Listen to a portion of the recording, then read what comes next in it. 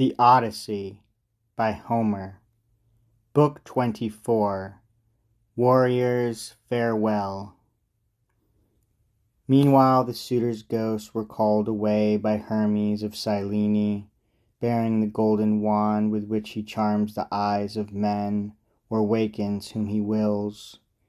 He waved them on, all squeaking as bats will in a cavern's underworld, all flitting crisscross in the dark. If one falls, and the rock-hung chain is broken.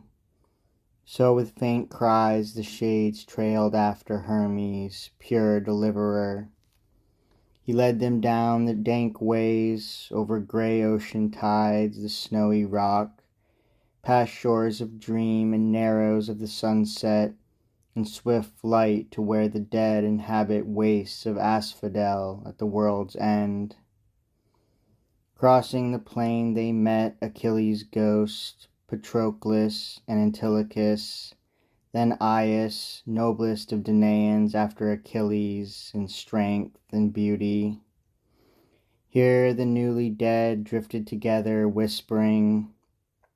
Then came the soul of Agamemnon, son of Atreus, in black pain forever, surrounded by men-at-arms who perished with him in Aegisthus' hall.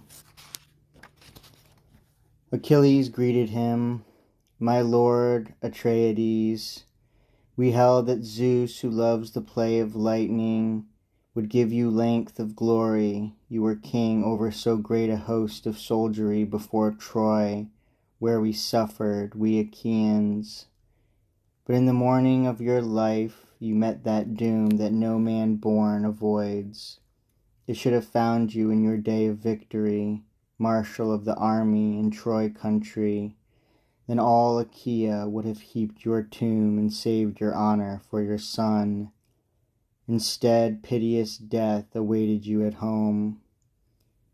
And Atreus' son replied, "Fortunate hero, son of Peleus, godlike and glorious, at Troy you died, across the sea from Argos, and round you Trojan and Achaean peers fought for your corpse and died.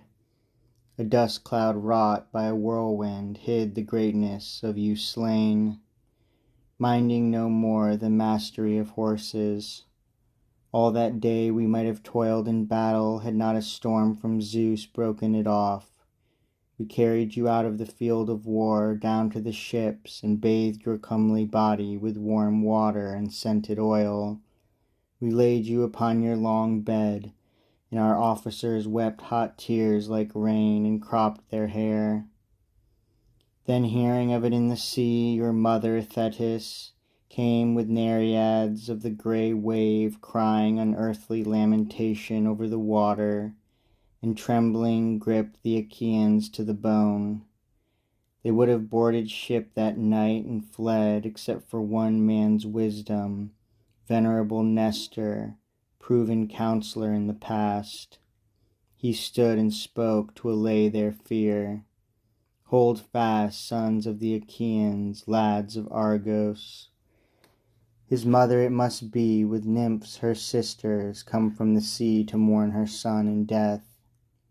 Veteran hearts at this contain their dread, while at your side the daughters of the ancient sea god wailed and wrapped ambrosial shrouding around you.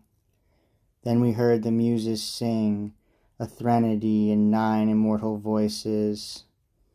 No Argive there but wept, such keening rose from that one muse who led the song. Now 7 days and 10, 7 nights and 10, we mourned you, we mortal men with nymphs who know no death, before we gave you to the flame, slaughtering long-horned steers and fat sheep on your pyre. Dressed by the Nereids and embalmed with honey and unguent, in the seething blaze you turned to ash. And past the pyre Achaea's captains paraded in review, in arms, clattering chariot teams and infantry. Like a forest fire the flame roared on, and burned your flesh away. Next day at dawn, Achilles, we picked your pale bones from the char to keep in wine and oil. A golden amphora your mother gave for this, Hephaestus' work, a gift from Dionysus. In that vase, Achilles, hero, lie your pale bones mixed with mild Patroclus' bones, who died before you, and nearby lie the bones of Antilochus, the one you cared for most of all companions after Patroclus. We of the old army, who were spearmen, heaped a tomb for these upon a foreland over Helle's waters, to be a mark against the sky for voyagers in this generation and those to come. Your mother sought from the gods magnificent trophies and set them down mid-field for our champions. Often at funeral games after the death of kings, when you yourself contended, you've seen athletes cinch their belts when trophies went on view. But these things would have made you stare. The treasures Thetis on her silver slippered feet brought to your games, for the gods held you dear. You perished, but your name will never die. It lives to keep all men in mind of honor forever, Achilles. As for myself, what joy is this, to have brought off the war.